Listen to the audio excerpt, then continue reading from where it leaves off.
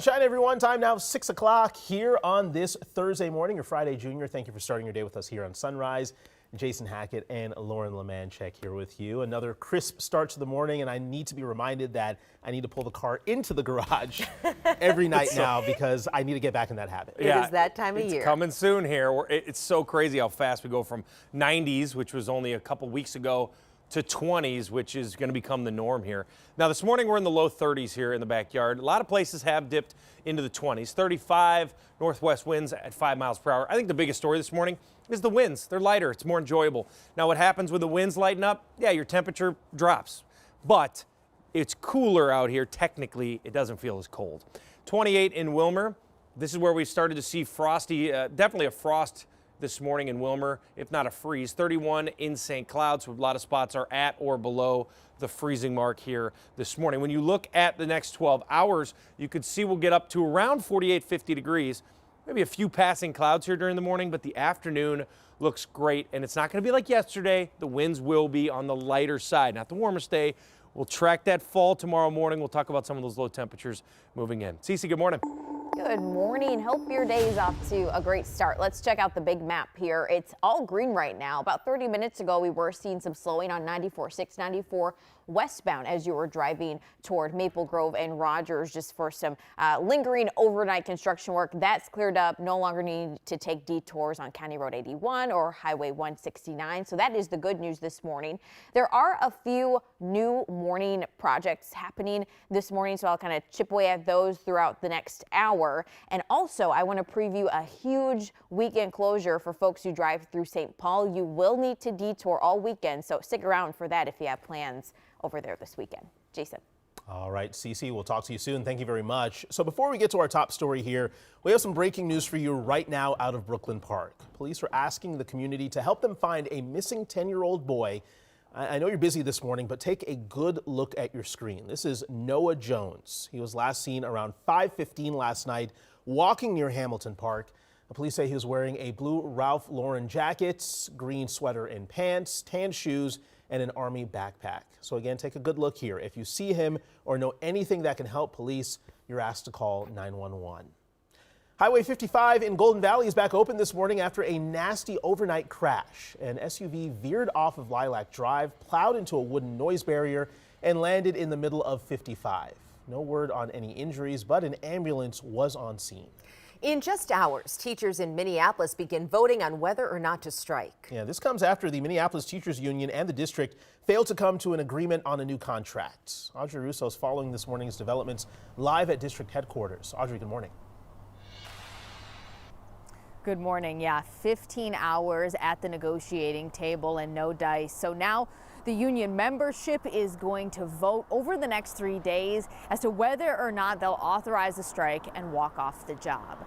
Now, the Minneapolis Federation of Educators represents 4,300 teachers and paraprofessionals across the district. They cover 2 chapters and 3 contracts. And the union president says this is actually the first time that the union reps are negotiating all 3 contracts at the same time. Now, the school district said in a statement it's committed to finding an agreement, but it's anticipating a future dip in revenue. The union argues that the district needs to use the money it already does have. They cannot sit on our funding like a dragon on a horde. They can't. They need to invest in MPS. They need to invest in the students. They need to invest in our city. Now, even if the union does vote yes on a strike, there's a chance that this could all be resolved before teachers actually stop doing their work. I've got more on how that could happen coming up in about 30 minutes, but for now, I'll send things back to you. All right, Audrey Russo with the latest on the potential strike here. Thank you very much, Audrey. Let's take you live to the nation's capital now as we enter day 23 of the government shutdown. Still no end in sight after the Senate voted down a funding bill for a 12th time. Another vote is expected as soon as today. Senators are also expected to vote this week on a bill to help federal workers struggling to make ends meet during the shutdown. Michelle Beck's at the live desk with more. Yeah, guys, good morning to you. Tomorrow is supposed to be the first time some federal workers miss a paycheck due to the government shutdown. And so GOP Senator Ron Johnson from Wisconsin is calling on Democrats to at least vote to pay those who are still working. He's referring to his bill to pay essential federal employees who aren't on furlough but are working without paychecks. It's unclear if the bill has enough support to pass. At least one Republican argues it could lessen the pressure to reopen the government.